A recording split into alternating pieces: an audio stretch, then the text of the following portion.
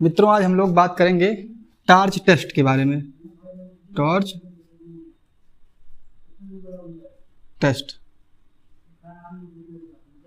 Torch test मित्रों क्या है, इसके बारे में जानेंगे। और मित्रों ये क्यों किया जाता है और किसके लिए किया जाता है, किन बीमारियों को देखने के लिए किया जाता है, किनका होता है, ये आज हम लोग जानेंगे। मित्रों जैसे कि नाम से पता है, टॉर्च, टॉर्च का टी, ओ का ओ और आर, सी और एच। मित्रों टॉर्च बीमारियों का समूह है। कौन सी बीमारियों का? वायरस से होने वाली बीमारियों का समूह है टॉर्च। ये टॉर्च टेस्ट जो होता है ये केवल प्रेग्नेंट मतलब गर्भवती महिलाओं के लिए किया जाता है, उन्हीं का होता है। खास करके प्रेग्नेंट लेडी का टॉर्च प्रोफाइल टेस्ट होता है। क्योंकि उनका इसलिए होता है क्योंकि इससे होने वाली जो बीमारियों का जो समूह है वो प्रेग्नेंट लेडी से उनके बच्चे में जाने के चांसेस ज़्यादा होते हैं, उनमें ये जा सकता है ये बीमारी। तो टी का मतलब होता है, टॉर्च के टी का मतलब होता है टॉक्सिकोप्लाज्म। ओ का मतलब होता है अदर डिजीज। अदर डिजीज में मित्रों जैसे कि HIV, सिफिलिस,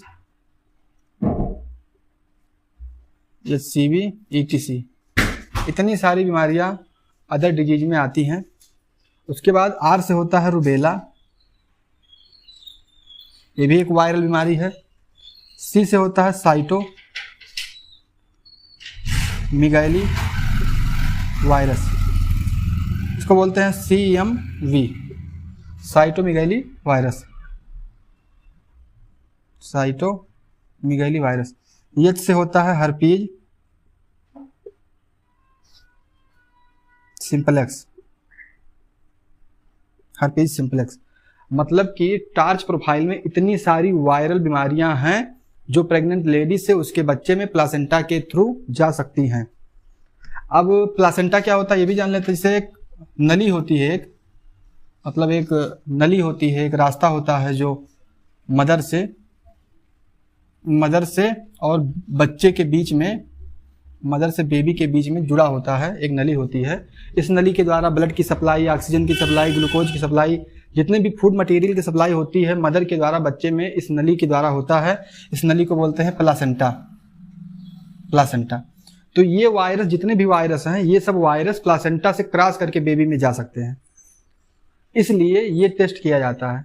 ये मतलब मदर से बेबी में प्लासेंटा क्रॉस करके जाते हैं, इसलिए इनका टेस्ट करना जरूरी होता है। उसके बाद हम लोग जानेंगे इसके साइन एंड सिम्टम के बारे में कि अगर किसी को टॉर्च इन्फेक्शन है तो पता कैसे चलेगा। तो सबसे पहले इसके डायग्नोसिस मतलब इसके हम लोग जानेंगे sign and symptom. Sign and symptom, पहला साइन यह हो सकता है, मतलब ये प्रेग्नेंट, अगर प्रेगनेंसी स्टार्ट है तो प्रेगनेंसी के स्टार्टिंग में हम लोगों को ये जरूरी है कि प्रेगनेंसी के स्टार्टिंग में कोई सिम्टम तो नहीं आ रहे हैं, कोई लक्षण तो नहीं दिखाई दे रहा है, कोई दिक्कत तो नहीं शुरू हो गई। तो सबसे पहली प्रॉब्लम ये हो सकती है हिपैटोमिगाइली। हिपैटोमिगाइली का मतलब होता है लीवर की साइज का बढ़ना। लीवर की साइज बढ़ सकती है, लीवर की साइज का बढ़ना, लीवर की साइज बढ़ सकती है। दूसरा चीज क्या हो सकता है, दूसरी चीज में स्प्लीनोमिगाइली। स्प्लीनोमिगाइली का मतलब स्प्लीन का साइज का बढ़ना। उसके बाद तीसरा चीज क्या हो सकता है, जॉइंडिस, पीलिया हो सकता है। मतलब माँ को इसके इन्फेक्शन से लीवर की साइज बढ़ सकती है जो कि बहुत खतरनाक है। स्प्लीनोमेगाली हो सकता है, जॉइंडिस हो सकता है। उसके बाद स्टिल बर्थ डेथ, मतलब जैसे ही बच्चा पैदा हुआ तुरंत डेथ हो सकती है बच्चे की अगर इसका इन्फेक्शन है तो। उसके बाद पांचवा सिम्टम क्या हो सकता है, एनीमिया। एनीमिया हो सकता है, खून की कमी हो सकती है। उसके बाद जो बच्चा पैदा होगा उसका वेट भी कम होगा, उसका भी वेट भी कम हो सकता है। तो मित्रों इतने सारे साइन एंड सिम्टम हो सकते हैं, इसके अलावा भी और सारे सिम्टम हो सकते हैं। तो ये बीमारी अगर किसी को हो जाती है तो उसकी डायग्नोसिस के लिए प्रेगनेंसी के जस्ट, अगर प्रेगनेंसी पॉजिटिव बताए तो प्रेगनेंसी के जस्ट तुरंत बाद किट बेस्ड टेस्ट होता है, ये टार्च टेस्ट जो होता है किट बेस्ड टेस्ट होता है, उस किट के द्वारा हम इसका पता लगा सकते हैं। एक किट आता है, उस किट में 2 तरह की एंटीबॉडी का डिटेक्शन किया जाता है इस बीमारी को जानने के लिए। तो उसकी डायग्नोसिस में हम लोग क्या करेंगे, डायग्नोसिस कैसे करेंगे, पता कैसे चलेगा कि इसका इन्फेक्शन है कि नहीं है। इसमें मित्रों किट आता है, एक ऐसा करके किट रहेगा, और ये किट जो होता है 2 प्रकार की एंटीबॉडी डिटेक्ट करती है। एक होता है IgG और एक होता है IgM। इसी किट में बना रहेगा ये, एक IgG एक IgM, एक में जो है सीरम डाला जाएगा। तो अगर इस किट का हम लोग जांच करवा रहे हैं, किट बेस्ड टेस्ट जो है इसका जांच करवा रहे हैं, अगर G वाला पॉजिटिव बताता है तो क्या समझेंगे, IgM वाला पॉजिटिव बता रहा है तो क्या समझेंगे। यदि IgG वाला पॉजिटिव बता रहा है तो इससे हम लोग ये जानेंगे कि इनकी बीमारी बहुत पहले से है, क्रोनिक इन्फेक्शन। अगर इसकी बहुत पहले से बीमारी हो चुकी है, इन सभी वायरसों में अगर पहले से इन्फेक्शन हो चुका है तो IgG पॉजिटिव बताएगा।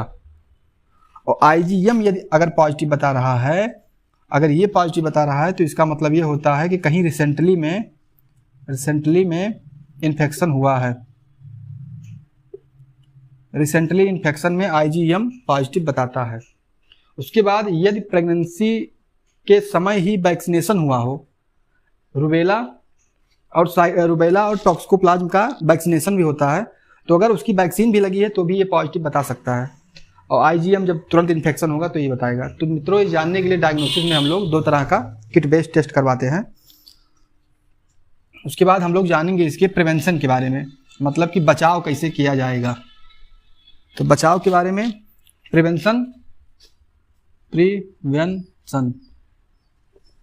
के बारे में थोड़ा जानेंगे। उसके बाद ट्रीटमेंट क्या है इसका। प्रिवेंशन में मित्रों एक ही इसका प्रिवेंशन है कि इसका वैक्सीनेशन करवाया जाए।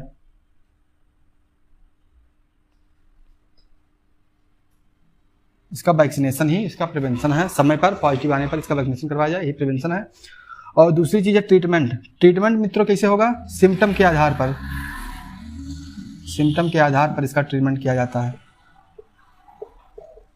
मतलब जैसा लक्षण होगा उसी के आधार पर हम लोग इसका ट्रीटमेंट करेंगे।